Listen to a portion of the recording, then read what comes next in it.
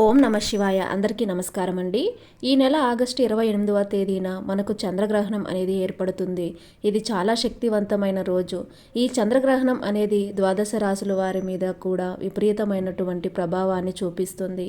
మనకు ఎప్పుడు గ్రహణాలు ఏర్పడినా కూడా కొన్ని రాశులకు మంచి జరుగుతుంది, కొన్ని రాశులకు చెడు జరుగుతుంది. అలాగే ఈసారి ఈ చంద్రగ్రహణం వల్ల ఈ 4 రాశుల వారికి విపరీతమైనటువంటి అదృష్టం పట్టబోతుందని చెప్పేసి మనకు జ్యోతిష్య శాస్త్ర పండితులు చెబుతున్నారు.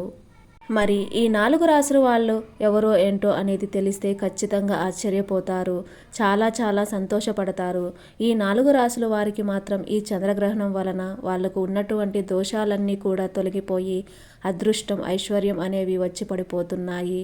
అయితే ఇక్కడ మీరు కొన్ని పరిహారాలు కూడా చేయాల్సి ఉంటుంది. ఆ అదృష్టాన్ని నిలబెట్టుకోవడం కోసం చంద్రుడికి కృతజ్ఞతగా ఈ పరిహారాలను కూడా మీరు మిస్ చేసుకోవద్దు. కాబట్టి పూర్తిగా చివరి వరకు విని దయచేసి ఇంకొంతమందికి రీచ్ అవ్వడానికి లైక్ చేయడం మర్చిపోవద్దు. ప్రతి ఒక్కరూ ఓం నమ శివాయ అని కామెంట్ చేయండి. ఈ నెల మనకు ఆగస్టు 28వ తేదీన చంద్రగ్రహణం అనేది ఏర్పడుతుంది. నిజానికి ఇక్కడ ఏంటంటే ఇక్కడ చంద్రగ్రహణం అనేది మన భారతదేశంలో నిజానికి కనిపించదు. కనిపించకపోయినప్పటికీ కూడా మనకి దాని యొక్క ప్రభావము అంటే గ్రహణ దోషం అయితే ఖచ్చితంగా ఉంటుంది. మనకు మన భారతదేశంలో లేదు కాబట్టి ఇక్కడ మనము అంటే పట్టించుకోవాల్సినటువంటి అవసరం లేదు అని అనుకోకూడదు. పట్టించుకోవాల్సిన పని కొన్ని విషయాల్లో లేదు. అంటే సూతక కాల నియమాలు పాటించాల్సిన అవసరం లేదు. పట్టు విడుపు స్నానాలు చేయాల్సిన అవసరం లేదు. ఆహార పదార్థాల్లో దర్భలను వేసుకోవాల్సినటువంటి అవసరమూ లేదు. గర్భిణీ స్త్రీలు ప్రత్యేకంగా జాగ్రత్తగా ఉండాల్సిన అవసరం లేదు. అంతేకాకుండా ఈరోజు రాఖీ పౌర్ణమి కూడా వస్తుందన్నమాట. రాఖీ పౌర్ణమి వస్తుంది కాబట్టి ఈ రోజున మీ సోదరులకు రాఖీ కట్టుకోవాలి అనుకున్న వాళ్ళు కట్టుకోవచ్చు. దానికి వీటన్నిటికీ వేటికి కూడా ఇబ్బంది అనేది లేదు. ఇబ్బంది లేదు కదా అని అసలు ఈ చంద్రగ్రహణ ప్రభావం అనేది మన మీద, మన రాశుల మీద పడదు అని మాత్రం అది పొరపాటే. ఎందుకంటే గ్రహణం మనకి లేనప్పటికీ సూర్యగ్రహణం అయినా చంద్రగ్రహణం అయినా దాని యొక్క దోషం మాత్రం మన మీద ఖచ్చితంగా ఉంటుంది. కాబట్టి అవి మనం కొన్ని జాగ్రత్తలు అనేవి తీసుకోవాలి. అందులో ఈ చంద్రగ్రహణ ప్రభావంతో అదృష్టం పట్టబోతున్న రాశులలో మొట్టమొదటి రాశి వచ్చేసి మేషరాశి. మేషరాశి వారికి ఈ చంద్రగ్రహణ ప్రభావం వలన మీకు అదృష్టం అనేది పట్టబోతుంది. ఈ గ్రహణ ప్రభావం వల్ల మీకు పట్టిందల్లా కూడా బంగారంగా మారబోతుంది. మీకు ఇప్పుడు ఈ సమయం అంతా అనుకూలంగా ఉంటుంది. సుమారు ఈ గ్రహణం దగ్గర నుంచి కూడా మీ జీవితంలో రకరకాలైనటువంటి మార్పులు అనేవి జరగబోతున్నాయి. ఆశ్చర్యాలు, అద్భుతాలు అంటే ఒక మాటలో చెప్పాలంటే ఈ చంద్రగ్రహణం అయిపోయిన తర్వాత ఈ మేషరాశి వారికి భాగస్వామి విషయంలో ఎక్కువగా సంతోషం పడటం, ఆనందపడటం, నూతన గృహ నిర్మాణాలు, కట్టుకున్న వాళ్ళు కొత్త ఇళ్లల్లోకి వెళ్ళే అవకాశాలు. ఈ రోజున చంద్రుడు మీకు ఇంతటి అదృష్టాన్ని తెచ్చిపెడుతున్నాడు కాబట్టి ఈ రోజున మీరు కొన్ని చిన్న పరిహారాలు అనేవి చేసుకోండి. అలా చేసుకోవడం వలన మీకు ఇంకా బాగా కలిసి వస్తుంది. ఇక మీరు చేయాల్సినటువంటి పరిహారాలు ఏంటంటే ఈ చంద్రగ్రహణం రోజున మీరు మీ ఇంటికి దగ్గరలో ఉన్నటువంటి ఆవులకు అంటే గోవులకు ఆకుకూరలు ఆహారంగా తినిపించండి. ముఖ్యంగా తోటకూరను తినిపిస్తే చాలా మంచిది. ఇలా ఆకుకూరలను మీరు ఆవుకు ఆహారంగా తినిపించడం వలన మీకు ఐశ్వర్య ప్రాప్తి అనేది కలుగుతుంది. లక్ష్మీదేవి యొక్క కటాక్షం అనేది కలుగుతుంది. ఇక క్యారెట్లు తినిపించడం వలన ఉద్యోగ, వ్యాపారంలో మంచిగా అభివృద్ధి అనేది కలుగుతుంది. అలాగే ఈ మేషరాశి వారికి రాశి చక్రంలో మొట్టమొదటి రాశి, వీరి రాశికి అధిపతి కుజుడు. మీకు గురువారము అలాగే ఆదివారము, శుక్రవారం మీకు బాగా కలిసి వస్తాయి. ఇంకా మీకు ఎరుపు రంగు వస్త్రాలు లేదా పసుపు రంగు వస్త్రాలు మీకు బాగా కలిసి వస్తాయి. కాబట్టి ఈ చంద్రగ్రహణం రోజున ఎరుపు లేదా పసుపు రంగు వస్త్రాలు ధరించి ప్రయత్నం అనేది చేయండి. మీకు అదృష్ట సంఖ్య 9 అంటే మీకు 9 అనేటటువంటి సంఖ్య బాగా కలిసి వస్తుంది. దాన్ని మీకు లక్కీ నెంబర్గా ఉపయోగించుకోవచ్చు. ఆ రోజున మీకు దగ్గరలో ఉన్నటువంటి శివాలయానికి వెళ్ళి శివలింగానికి అభిషేకం చేయండి లేదా సుబ్రహ్మణ్య ఆరాధన అయినా చేసుకోవచ్చు. అలాగే ఇంట్లో లక్ష్మీదేవి పూజ చేసుకున్నా కూడా మీకు ఉన్నటువంటి సమస్యలన్నీ కూడా పూర్తిగా తొలగిపోతాయి. అలాగే మీ చేతితో ఆ రోజున ఎవరికైనా చిన్న దాన ధర్మాలు అనేవి చేయడం, అలా చేయడం వలన మీకు ఉన్నటువంటి అదృష్టం అనేది ఎప్పుడూ కూడా శాశ్వతంగా మారుతుంది. అలాగే మంగళవారం కూడా ఆంజనేయ స్వామి గుడికి వెళ్ళి నుదుటిన సింధూరాన్ని ధరించండి. ఆంజనేయ స్వామి యొక్క అనుగ్రహం వలన ఎలాంటి దుష్టశక్తులు, నరఘోష కూడా మిమ్మల్ని ఏమీ చేయలేదు. కాబట్టి ఈ యొక్క అదృష్టం అనేది మీకు శాశ్వతంగా మారటానికి ఖచ్చితంగా మేషరాశి వారు ఈ చిన్న చిన్న పరిహారాలు అనేవి చేయండి. ఇక రెండవ రాశి తులారాశి. ఈ తులారాశి వారిది రాశి చక్రంలో 7వ రాశి. వీరి రాశికి అధిపతి శుక్రుడు. తులారాశి వారికి కూడా ఈ చంద్రగ్రహణం దగ్గర నుంచి పట్టిందల్లా బంగారంగా మారబోతుంది. వీళ్ళు చాలా అదృష్టవంతులుగా మనం ఎప్పుడూ కూడా చెప్పుకోవచ్చు. ఎందుకంటే వీళ్ళ మైండ్ సెట్ అనేది ఎప్పుడూ కూడా బ్యాలెన్స్గా ఉంటుంది. కష్టాల్లో కుంగిపోయి సుఖాలలో పొంగిపోరు. అంటే వీళ్ళకి ఎప్పుడూ కూడా కష్ట సుఖాలు అనేవి సమానంగా వస్తూ ఉంటాయి. ఏదైనా సరే తెలివిగా దాన్ని మేనేజ్ చేసుకుని వెళ్ళగలిగినటువంటి ఆ మనోధైర్యాన్ని, ఆసక్తిని ఆ శివయ్య ఎప్పుడూ కూడా వీళ్ళకి ఇస్తాడు. అలా ఈ చంద్రగ్రహణం యొక్క ప్రభావం వలన మీరు పడ్డ కష్టానికి మీకు ఇప్పటి నుంచి పట్టిందల్లా బంగారంగా మారిపోతుంది. మీలో చాలామంది కూడా నూతనంగా గృహ నిర్మాణాలు చేసే అవకాశం అనేది ఉంటుంది. ఇప్పటి నుంచి మీరు చేసే ఉద్యోగ వ్యాపారాల్లో కావచ్చు, లేదా విద్యార్థులు చదువుల్లో కావచ్చు, మీకు అంతా బాగా కలిసి వచ్చే అవకాశాలు అయితే గట్టిగా ఉన్నాయి. మీకు తిరుగు అనేది ఉండదు. వివాహాలు కానీ వారికి వివాహాలు జరగటం, భార్యాభర్తల మధ్య ప్రేమానురాగాలు పెరగటం, పిల్లల విషయంలో మంచి మార్పులు చూడటం, విదేశీ ప్రయాణాలు చేయుటకు ఆరోగ్యం కూడా అనుకూలించటం, అలాగే ఏదైనా దూరమైనటువంటి వ్యక్తుల దగ్గరగా అయ్యే అవకాశాలు కూడా మీకు కనిపిస్తున్నాయి. మీరు ఈ చంద్రగ్రహణం రోజున చిన్న చిన్న పరిహారాలను చేసుకోండి.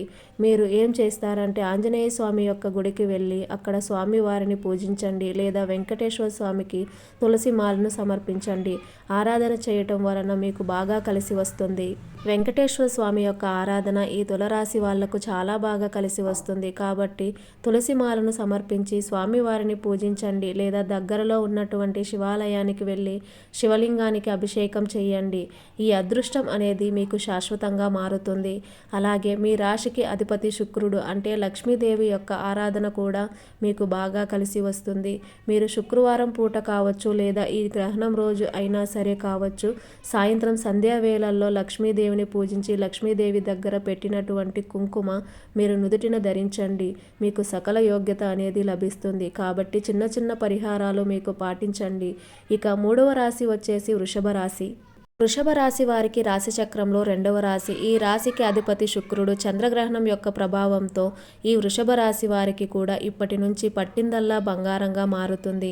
మీరు చేసే ఉద్యోగ వ్యాపారాల్లో మంచిగా కలిసిబాటు రావటము, మీకు ఉన్నటువంటి అప్పుల సమస్యల నుంచి బయటపడటం, ఒకరికి అప్పు ఇచ్చే స్థాయికి ఎదగగలుగుతారు. అలాగే మీకు ఉద్యోగాల్లో ప్రమోషన్లు రావటము, మీ యొక్క మనసులో ఉన్నటువంటి ఆందోళన, గందరగోళాలు, భార్యాభర్తల మధ్య గొడవలు, అంటే అలాంటివన్నీ తగ్గిపోయి మీరు మనశ్శాంతి, ధైర్యం అనేది పెరగటం, ఇలాంటివన్నీ కూడా జరుగుతాయి. అలాగే ఈ యొక్క అదృష్టం అనేది మీకు శాశ్వతంగా మారటానికి మీరు ఈ చిన్న చిన్న పరిహారాలు అనేవి చేసుకోండి.